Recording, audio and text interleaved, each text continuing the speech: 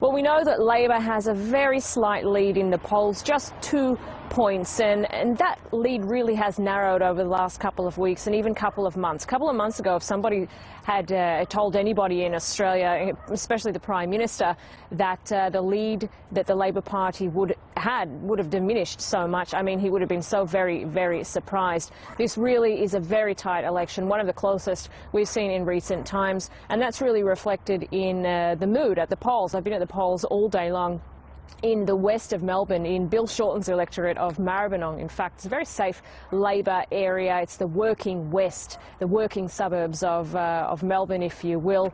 Their jobs, taxes, the economy, these are the big issues that people are really focusing on, the cost of living. But nobody's been really willing to put any money on who's going to win this election, because both major parties have been campaigning on those same issues. The Liberal National Coalition, headed by the Prime Minister Scott Morrison, says they're the ones that people should be voting for if they want a strong economy and economic stability. It's a traditional platform for the Conservative parties. The Labor Party, on the other hand, says the country needs investment. We need a lot of investment in areas such as healthcare, for example, social services, and an increase in wages, because if we look at the cost of living in Australia, including housing prices, those things have really gone up, whereas wages have really remained stable. So that's really been the issues that people are really going out to vote for, as well, of course, as climate change. Yeah, sure, those are the issues. But Soraya, you've travelled all over the world as a journalist. Now you're back in Australia. Do you really see a big difference in terms of the differences between the two main political parties? In some countries, left and right are so diametrically opposed, supporters of the two sides can't even bring themselves to have a drink with each other. Are these two parties actually fairly similar when looked at from a far, far away place, like we are in Istanbul?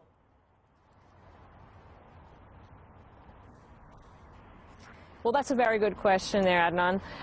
No, in many respects, the two major parties are very similar. As we've seen over the last decade or so, the Labor Party has really become quite centrist, whereas the Liberal National Coalition has really become a little bit right-wing, if you will call it that, particularly on issues such as foreign policy.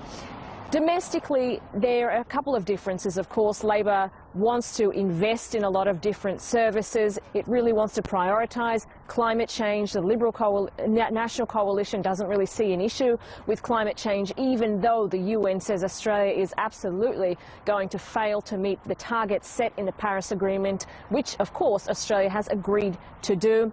The coalition doesn't seem to think that's a major issue. A lot of voters, particularly young voters, disagree. They say that's not good enough. We're in a climate emergency. We need to do something about it. When it comes to foreign policy, now that's the big difference, I think, if you want to point something out here.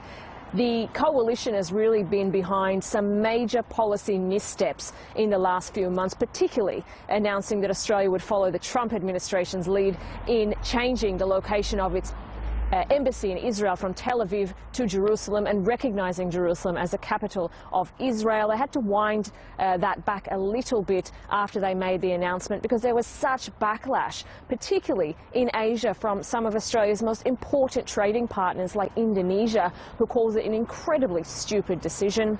In fact, many analysts here say the same thing. It was probably one of the largest foreign policy missteps in the country. So Labor does not have those issues, and I would say that is probably the biggest difference between the two sides. A one-word answer, please, Soraya. Have you had a sausage yet?